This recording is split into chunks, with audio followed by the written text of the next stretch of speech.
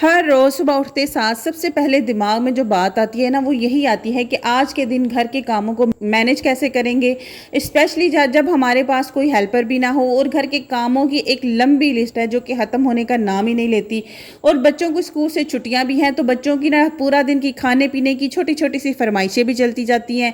फिर अगर आपके घर में कोई मेहमान आ जाए तो उसको भी देखना होता है। आज के व्लॉग में आपके साथ अपनी टाइम को स्मार्टली मैनेज करने के कुछ ऐसे छोटे छोटे से टिप्स एंड ट्रिक्स शेयर करूंगी। जब आप अपनी एवरीडे लाइफ में इसको फॉलो करेंगी ना, तो आपकी जो लाइफ है ना बड़ी ज़्यादा आसान होगी और आपका जो टाइम है वो भी प्रोडक्टिवली यूज़ होगा।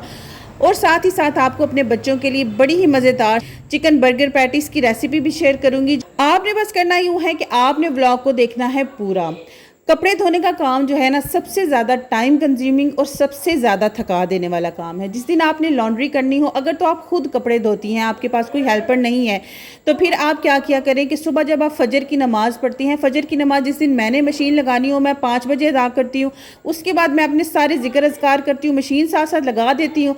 जितने भी कपड़े होते हैं, मशीन को चक्कर पूरा आता है और बस मैं क्या करती हूँ, इनको निकाल निकाल के रखती जाती हूँ। और इनको ना एंड पे एक ही साथ मैं फिर क्या करती हूँ कि पानी के साथ वॉश करके नतार के डालती जाती हूँ तारों पे। अगर आपके पास आपकी हेल्पर भी आती है, आप अपनी हेल्पर से कपड़े धुलवाती हैं, तब भी अगर आप फजर की नमाज के लिए उठती हैं ना, तो उस टाइम अगर आप अपनी मशीन लगा लेंगी, साथ साथ आप अपने जिक्र अज़कार करती रहें, साथ साथ आप मशीन में से कपड़े निकाल निकाल के सिर्फ रखती जाएंगी ना, इससे ये होगा कि जो हेल्पर्स होती हैं ना, वो सर्फ का भी बहुत ज़्यादा यूज़ कर देती हैं। आपको पता होगा कि आपने सर्फ कितना कपड़ों में डालना है और आप उस हिसाब से फिर यूज़ करेंगे। जब आपकी हेल्पर आए, आप उसे कहें कि मैंने कपड़े निकाल के रखे हैं, तुम बस इनको नतारो, अच्छी तरह से कपड़ों को ड्राई करो और तारों पे डाल दो। आपका टाइम भी बचेगा, आपके सर्फ की बचत भी होगी, और जो टाइम हेल्पर का बचेगा उसको आप किसी दूसरे टाइम में यूटिलाइज करवा सकती हैं। जैसे मैंने आपको दिखाया कि मेरे कपड़े तकरीबन सारे धुल चुके हैं, सिर्फ लास्ट ही चक्कर था जो मैंने कपड़ों का मशीन में डाला था, बाकी सारे कपड़े धुल चुके थे। तो मैंने, बच्चों ने भी नाश्ता कर लिया था, मैंने भी नाश्ता कर लिया था। मैंने कहा लगे हाथ क्या करती हूँ कि मैं बर्तन भी धो लेती हूँ ताकि मेरा किचन भी बिल्कुल नीट एंड क्लीन हो जाए। क्योंकि कपड़े धोने का जो इतना थका देने वाला टास्क होता है ना, उसके बाद फिर हमारे अंदर हिम्मत नहीं होती है कि हम दूसरे भी घर के काम करें।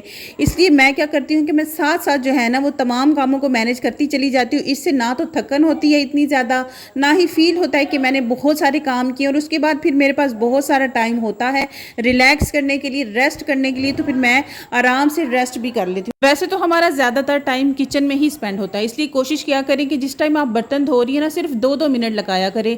और ये जो वॉल्स होती है ना, इनको भी ना लाजमी हर दिन साफ़ कर लिया करें। लेमन मैक्स वाला कपड़ा लगाया करें और लेमन मैक्स वाले कपड़े से ही साफ़ कर लिया करें। कोई भी इस तरह के डिफरेंट टाइप के सोल्यूशंस और कुछ भी बनाने की आपको ज़रूरत ही नहीं है। डेली की डेली जो चिकनाई के दाग अगर दीवारों पर लगे हो ना, वो साफ़ हो जाए ना, इसका सबसे पहला और बड़ा फ़ायदा तो ये है कि हम डीप क्लीनिंग से बच जाती हैं। क्योंकि डीप क्लीनिंग एक जहनी और जिस्मानी दोनों तरह से थका देने वाला टास्क है। क्योंकि अगर महीने के एंड पर अपने किचन को गंदा करके और फिर हम साफ़ करेंगी ना, तो इससे बेहतर तो यही होगा कि अपनी रूटीन के अंदर ये 2-2 मिनट के टास्क आप ऐड करती जाएं। डेली अगर आपने एक दिन वॉल अपनी साफ़ कर ली है, तो दूसरे दिन आप क्या करें, अपने किचन कैबिनेट्स के ऊपर यही कपड़ा लेमन मैक्स वाला मारे और इनके डोर्स को साफ़ कर ले। अगर आपके किचन कैबिनेट्स नहीं हैं, आपने पर्दे लगाए हैं, आपने जिस दिन वॉशिंग मशीन लगाई, अपने पर्दों को, किचन के पर्दों को वॉश करें, दूसरे पर्दे लगा ले। इस तरह से भी ना किचन की जो लुक है वो चेंज होती रहती है। और जब किचन साफ़ सुथरा और नीट एंड क्लीन नज़र आता है ना, तो वहाँ पर दिल भी करता है खाना बनाने को, अपनी फैमिली के लिए, अपने बच्चों के लिए, तरह तरह की। और एक हाइजीनिकली भी हमारे लिए अच्छा होता है कि ठीक है, हमारी सेहत भी, जाहिर सी बात है, जान है तो जहान है, तो इस जान का ख्याल इस घर में रहने वाली उस औरत ने ही रखना होता है जो घर को चला रही होती है, घर की हर काम को देख रही होती है। यहाँ पर जो टिप्स एंड ट्रिक्स मैं आपको बता रही हूँ, उन्हीं टिप्स एंड ट्रिक्स को फॉलो करते हुए 2-2 मिनट की हैबिट को अपनाते हुए मैंने तो अपने किचन को चमका लिया है। और अब आ गई थी मेरे घर मेहमान, तो मैंने कहा कि चले मैं उनकी आतर तवाज़ो भी करूँ और साथ साथ अपना काम भी कर लूँ। कोशिश करें जब आपके घर कोई मेहमान आए तो उसकी अच्छी आतर तवाज़ो किया करें। और कोई लेफ़्ट ओवर राइस, सालन अगर कुछ पड़ा हो, तो आपके घर के इर्द गिर्द कोई ऐसा बंदा हो जो डिज़र्विंग हो, उसको ना फ़ौरन से दे दिया करें। अच्छा जी, अब आ जाते हैं हमारी रेसिपी की तरफ। इस सेम रेसिपी को फॉलो करते हुए आप अपने बच्चों के लिए चिकन नगेट्स भी बना सकती हैं, चाहे आप इनकी बर्गर पैटीज़ बना के स्टोर कर लें। ब्रेड क्रम्स के लिए मैं आपको यही सजेस्ट करूंगी, और ये सस्ता भी पड़ेगा और कन्वीनियंट भी है हमारे लिए, क्योंकि घर के करीब किसी भी शॉप से हमें इजीली ब्रेड जो है वो मिल जाता है।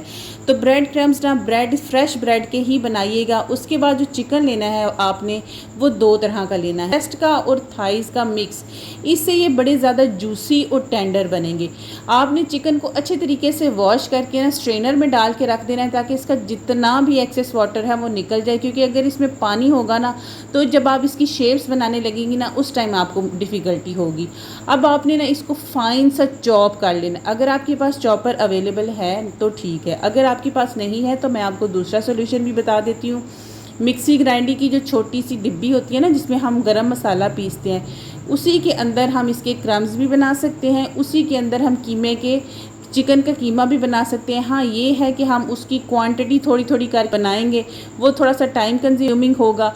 अब बारी आ जाती है इसके इंग्रेडिएंट्स की। बिल्कुल सिंपल इंग्रेडिएंट्स हैं और ये सारे इंग्रेडिएंट आपके घर में अवेलेबल होंगे। मेरे पास ये तकरीबन ना 2 किलो सारा चिकन है। इसमें मैंने 2 चम्मच भर के काली मिर्च डाली है, 1.5 चम्मच भर के मैंने इसमें नमक का डाला है।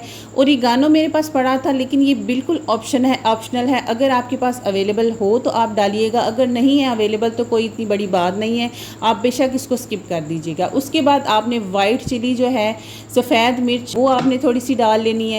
और जो चीज़ इसका फ्लेवर इन्हेंस करेगी, जो हम K&N के नगेट्स या उनकी पैटीज खाते हैं तो हम कहते हैं वाह भाई वाह क्या कमाल के बने हैं, वो तो डालते हैं अजीनोमोटो, लेकिन हमारे पास वो अवेलेबल नहीं है। तो इसके अल्टरनेट में आपने ना इसमें चिकन पाउडर डाल देना है। थोड़ा सा ज़्यादा क्वांटिटी में डालेंगी तो अच्छा रहेगा। सिरका इसको एज अ प्रिजर्वेटिव भी इसके काम आएगा, और इसका जो फ्लेवर है ना उसमें भी इन्हेंस करने में काम आएगा। चिली सॉस के 2 स्पून भर के डालें। इसी तरह 1 स्पून आपने सोया सॉस का भर के डालना है। अगर आपके पास अवेलेबल हो अदरक और लहसुन का पाउडर आपने डालना है, अदरक और लहसुन का आधा चम्मच। अब पैटीज को शेप देने की अब बारी आ गई है। तो पैटीज को शेप देने के लिए मैंने यहाँ पर 2 अंडे लिए हैं। इन 2 अंडों के अंदर मैंने आधा कप दूध डाला है और इसको अच्छे तरीके से बीट कर लिया है। ये मेरे पास ब्रेड क्रम्स है, इसमें मैंने ऑप्शनली ही ओरिगानो के लीव्स डाल लिए हैं और मैदा लिया है। मैदे में मैंने कोई एक्स्ट्रा चीज़ नहीं डाली। एक बाउल में मैंने ऑयल ले लिया ताकि मैं अपने हैंड्स को ग्रीस करूं और पैटीज़ की शेप दे लूं। अब पैटीज़ की थिकनेस आपने अपनी मर्ज़ी के अकॉर्डिंग रखनी है। अगर आपको थिक मोटी पैटीज़ पसंद है तो आप मोटी बना लें। अगर आप पतली बिल्कुल जैसे K&N की होती हैं उस तरह की पसंद करते हैं तो उस तरह की बना लें। अच्छा, इन बर्गर पैटीज़ को बना के ना रखने का फ़ायदा ये होने वाला है हमें कि हमारे जो बच्चों के स्कूल्स हैं ना वो चंद दिनों में लगने वाले हैं। कुछ बच्चों के तो स्कूल्स रीओपन हो भी चुके हैं और कुछ के नेक्स्ट मंथ अगस्त में स्टार्ट होने वाले हैं। तो ये हमारी जो रेसिपी है ना इसको हम बना के रखेंगे, ये बच्चों के स्कूल के लंच में बड़ी ही ज़्यादा हेल्पफुल होने वाले हैं। हमारी जो सुबह की टेंशन होती है ना हर दिन, एक तो खाना पकाने की टेंशन होती है कि क्या पकाएं, और दूसरी ये टेंशन होती है कि सुबह बच्चों को लंच में क्या दे के भेजना है। कोई ऐसी चीज़ दे के भेजें जो वो पूरी खा भी लें, खुश भी हों और ना खाली डब्बा वापस लेकर आएँ। इंशाल्लाह मैं आपके साथ ना आने वाले काफ़ी सारे मेरे व्लॉग्स में ये बच्चों के लंच बॉक्स से रिलेटेड बहुत सारी रेसिपीज़ शेयर करूँगी, क्योंकि मैं अपने बच्चों को ना हमेशा घर से ही लंच देकर भेजती हूँ। मेरी फ़र्स्ट डे से ये रूटीन थी और ये मेरी आदत ना सेट हुई हुई है। अच्छा, यहाँ पर ना मेरे पास कुछ चीज़ के स्लाइसेस पड़े हुए थे। मैंने लास्ट मंथ ये चीज़ लाई थी लेकिन थोड़ी सी ही यूज़ हुई, तो बाकी ऐसे की ऐसे ही पड़ी हुई थी। मैंने कहा चलो इसका ना मैं ऐसे करती हूँ कि इनको बर्गर पैटीज़ के अंदर रख के बनाती हूँ, देखती हूँ कैसा फ्लेवर आता है। अच्छा, आपने क्या करना है, बिल्कुल पतली पतली सी आपने बिल्कुल 2 पैटीज़ बनानी है। उसके अंदर आपने ना ये फिलिंग के तौर पर इसको यूज़ करना है, इस चीज़ स्लाइस को। आप यकीन करें इतने मज़े के हो जाएंगे, बिल्कुल ये बर्गर पैटीज़ का ना फ्लेवर इतना ज़्यादा इन्हेंस कर देते हैं। मुझे बिल्कुल एंड पे याद आया जब मेरा जो बैटर था ना ख़त्म होने वाला था, तो मैंने कहा चलो जो रह गया उसके अंदर मैं ये यूज़ करके देखती हूँ। तो यकीन करें अगर आप भी तारीफ़ करवाना चाहती हैं ना अपने बच्चों से, अपने हस्बैंड से, अपने खाने की, तो आप इसको ज़रूर ट्राई कीजिएगा इस रेसिपी को, और मुझे आपने फ़ीडबैक ज़रूर देना है कि क्या आपने इसको ट्राई किया है। वैसे भी ना इस बर्गर पैटी को बनाने का ना फ़ायदा एक तो ये है कि हम डेली जो बच्चों की फरमाइशें होती हैं, जंक फूड, हमें जिंगर मंगवा दे, हमें पिज़्ज़े मंगवा दे, हमें शवारमे मंगवा दे बाहर से, और बाहर से इतनी ज़्यादा एक्सपेंसिव है और हर बंदा ये चीज़ें अफोर्ड भी नहीं कर सकता। मैं तो सीरियस सी बात है जो कि अफोर्ड कर ही नहीं सकती कि डेली बच्चों को बाहर से कुछ ना कुछ मंगवा के दूँ। यहाँ पर ना मैंने जो 2 किलो चिकन लिया ना, ये भी मैंने एक साथ नहीं मंगवाया और ना ही मैंने ये बोनलेस लिया है। मैं हर हफ्ते अपना जो मील प्लान है उसके साथ मैं चिकन लाती थी, बीच में से थोड़ा थोड़ा सा करके मैंने बचाया 2 से 3 हफ्तों का। और अगर आपको अपनी टोटल कॉस्ट बताऊँ ना तो सिर्फ 1500 रुपीज़ लगे हैं। और 1500 रुपीज़ में ना ये मेरी इतनी ज़्यादा पैटीज भी बन गई हैं कि पूरा महीना जो है वो मेरा ईजीली इससे निकल जाएगा। बच्चों के लंच के लिए मुझे टेंशन नहीं है। अब आपने इसकी कोटिंग कैसे करनी है, मैंने ना एक ही साथ तमाम की तमाम पैटीज़ को ना मैदे में डिप करके रख लिया था। अब एक एक करके हम क्या करेंगे, एक पैटी को लेंगे, अंडे के बैटर में डालेंगे। लेकिन जो हाथ आपने अंडे के बैटर में डाला है उस हैंड को आपने ना इसके ब्रेड क्रम्स के अंदर नहीं डालना, क्योंकि जो आपके क्रम्स है ना वो फिर ख़राब होने लग जाएंगे। आपने दूसरे हैंड के साथ ना अच्छी तरह से ना क्रम्स को दबा दबा के पैटी के ऊपर लगाना है ताकि क्रम्स अच्छी तरह से पैटी को कवर करें। और जब हम इसको फ्राई करें तो बाहर से क्रिस्पी क्रंची सा ये बने। सारी पैटीज़ के ऊपर कोटिंग तो हो गई, लेकिन थोड़ी सी पैटीज़ बच गई और मेरे ब्रेड क्रम्स जो हैं ख़त्म हो गए। तो मैंने सोचा चलो मैं आप लोगों को दिखा भी दूं कि मिक्सी ग्राइंडी में इसके जो क्रम्स हैं वो कितनी इजीली बन जाएंगे। देखिए सिर्फ 2 से 3 सेकंड लगेंगे और क्रम्स इतनी इजीली बन जाएंगे और ये चॉपर से अच्छे क्रम्स इसके अंदर बनेंगे। अब जी माशाल्लाह से तमाम पैटीज़ रेडी हैं। अब आप चाहें तो इनको आप इस टाइम पे फ्रीज़ कर सकते हैं। अगर आप इनको फ्राई करके खाना चाहें तो आप बिल्कुल फ्राई करके खाइएगा, लेकिन बहुत ही मज़ेदार और बहुत ही जूसी बने हैं। और आप यकीन करें आपको इस रेसिपी को ट्राई करके मज़ा ना आया तो मुझे कहना। बर्गर में लगाने के लिए जो सॉस रेडी किया है उसमें मैंने थोड़ा सा मस्टर्ड पेस्ट डाला है, थोड़ी सी काली मिर्च, मायोनीज़ और चिली गार्लिक का पेस्ट डाला है। और अब इसको हमने मिक्स कर लेना है। बर्गर की पैटीज़ को फ्राई करें, असेंबल करें और इंजॉय करें। आपने अगर ये रेसिपी फॉलो की तो मुझे ज़रूर कमेंट सेक्शन में बताइएगा कि आपको ये रेसिपी कैसी लगी है। और अगर आप मेरे चैनल पर न्यू हैं तो चैनल को सब्सक्राइब, वीडियो को लाइक एंड शेयर करना मत भूलिएगा। आपका एक लाइक और शेयर और चैनल को सब्सक्राइब करना हमारे लिए बड़ी ही ज़्यादा मोटिवेशन बनता है, इसलिए चैनल को सब्सक्राइब भी किया करें, वीडियो को लाइक और शेयर भी किया करें। यहाँ पर जी मेरे बर्गर्स भी रेडी हो चुके हैं। मैं करूँगी अपने बच्चों के साथ बर्गर्स को एंजॉय। अल्लाह हाफिज़।